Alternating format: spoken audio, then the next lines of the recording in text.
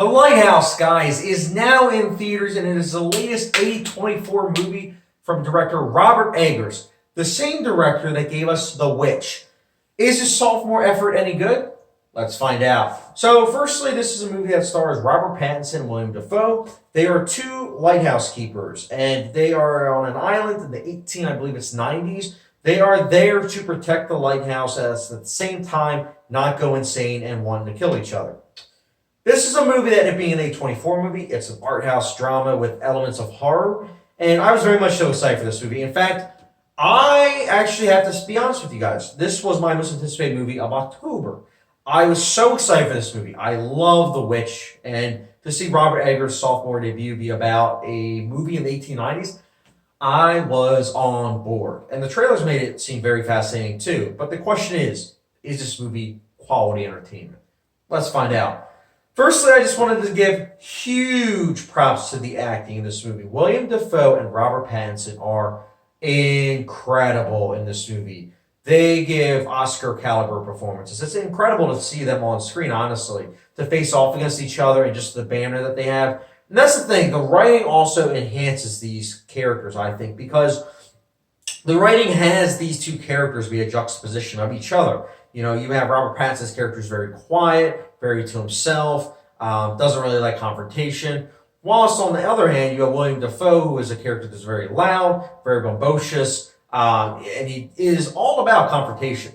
So it's very interesting to see these two characters go off against each other, as well as they have little tics, little traits that you don't really see too often in movies. It's going to sound weird, but I actually really like how William Dafoe's character farts a lot. And it's going to sound weird, but it's like farting is a perfectly normal thing that humans do, and you never see it in movies. When you do see it, it's usually in PG comedies, and it's done for laughs. It's like, ha ha ha, it's a body function. It's like, yes, it's a body function. But the movie, The Lighthouse, it treats it just as a character trait. It's just kind of yeah, I fart.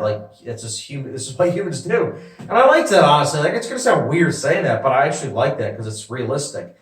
People fart, get over it. But anyways, I like the characters. I like the writing. I was fascinated by the imagery. I think the cinematography is incredible. It's shot on 35 millimeter film, which is incredible in itself because so many films these days are shot digitally, and I have nothing against, that's another video altogether. But digital photography is something that it's 90% of movies are shot on digital photography, and that's fine. But to see a movie that's shot on film, it's glorious. And to see it filmed in a format that is very old-fashioned, really dug that as well. But not only that, the composition of the scenes in itself are awesome.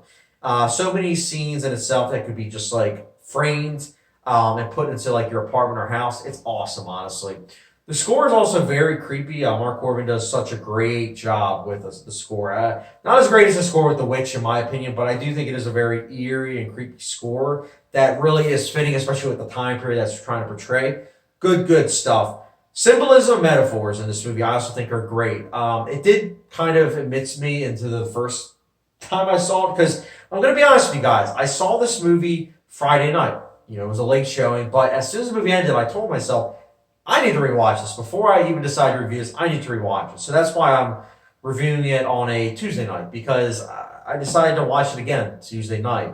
And I'm really glad I did, because I picked up on a lot of the symbolism. And there's a lot of Greek symbolism. I'm not going to get into it too much. I want you as the viewer to figure it out for yourself, or do what I do and looked up the meaning behind the movie. But it's interesting. It's very fascinating, especially when you watch it the second time and you pick up on so many details. The imagery, it's not just being weird for the sake of being weird. It tells you a lot that you need to know going forward into the movie. And I really dug that. The ending in itself I also loved. I mentioned Greek tragedy and symbolism. I really liked what the ending had to say. And just overall, the messages of this movie, this movie deals with a lot of things. It deals with sexuality, fetishes, which is a surprise for a movie that takes place in the late 1800s, masculinity, isolation. There's just a lot that's going on in this movie, and I think it does so in a very interesting way. I also like how, much in the same way as most art house movies, this movie is a Rorschach test. You can have 5 viewers go into the movies to watch this movie, and guess what? You're going to have 5 different people come out of the movie and have 5 different interpretations, and or deciding if they liked it or felt, as though they hated the movie. And I like that. I like it when a movie is able to bring everyone together into the discussion, because life is all about discussion. There's no right or wrong way, and I like how this movie really does kind of showcase that. As far as negatives go, I'm praising the movie, and there is a lot to like. I mean, all the technical aspects are top notch. The symbolism, the storytelling, the acting, it's all fantastic. What doesn't work, though? So, I didn't mention the pacing. I think the pacing is. It's not that it's terrible, because it's not. It's just that the movie, whilst I respect the pacing, I do also have to, at the same time, kind of criticize it, because I think that there is that second act that does kind of meander a bit with some of the scenes. And I think it's because you're dealing with the first act that is taking in every single scene, soaking in everything that's going on around you with the atmosphere. And then you have that third act that is very fast paced and hits you with a lot of things as well. And so I think the second act kind of has to transition to that. And I think it's kind of a little bit wobbly. Now, who knows? A year from now, I might come back to this review and say, Chad, that's silly with what you're thinking. Because, truth be told, The Witch, if you go back to my original review for The Witch, I gave it a 4.5 out of 5 star rating, and now I give it a 5 out of 5. So views change, and I want to say this. Upon 2 viewings, that's my one criticism of The Lighthouse. But besides that, I really can't criticize it. This is a movie that takes from Ingmar Bergman in the best of ways, and I know I say it with every art house review that I do that I really like, but it is, truth be told, an Ingmar Bergman movie in terms of some of the shots, the way that they do the art house-esque cinematography, scenes of rapid editing, really good stuff. And in the end, The Lighthouse, I really dug it. I think it's a movie that is well worth your time with both its messages, themes, technical aspects, entertainment value. And that's why The Lighthouse, for me personally, it's one of the best movies I've seen so far this year. The year hasn't ended yet. And that's why The Lighthouse, for me personally, I will be giving it a 4.5 out of 5 star rating, which, for the limits of like a hot sauce rating, gets the good old Tabasco rating. That's right, everyone. Tabasco rating means it's really good stuff. Guys, let me know your thoughts on The Lighthouse. Did you like it? Did you not?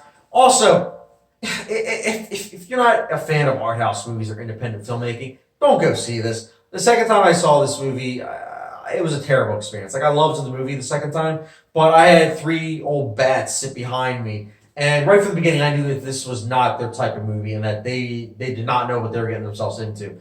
And they were talking about the movie, and I'm just like, wow, did I have the commentary on? Do I have the Blu-ray commentary on or something? And they just were constantly asking questions to each other during the movie. And it's like, bro, let the movie wash over you and then you figure it out for yourself. I don't have a spoon. I don't have a spoon over here. Maybe you should have gone to the concession stand and get spoons for spoon feeding because I can't spoon feed you, It's just annoying. I hate this type of audience members that want the movie to spoon feed you. I am not here to spoon feed. The movie is it is not trying to walk you. It is trying to let it wash over you. Now that I got that out of my system, yeah, if you're a mainstream moviegoer, maybe you should watch the movie. I say everyone should give a movie a chance, but if you know you don't like art house movies, don't bother. Other audience members will be okay, but if you like art house movies, go watch this movie. It is a blast to watch. It is a really well-crafted movie. And, let me know your thoughts, guys, in the comment section below. Did you like The Lighthouse, or did you hate it? Let me know your thoughts in the comment section down below. And as always, don't forget the subscription, notification bell, and I'll catch you guys later.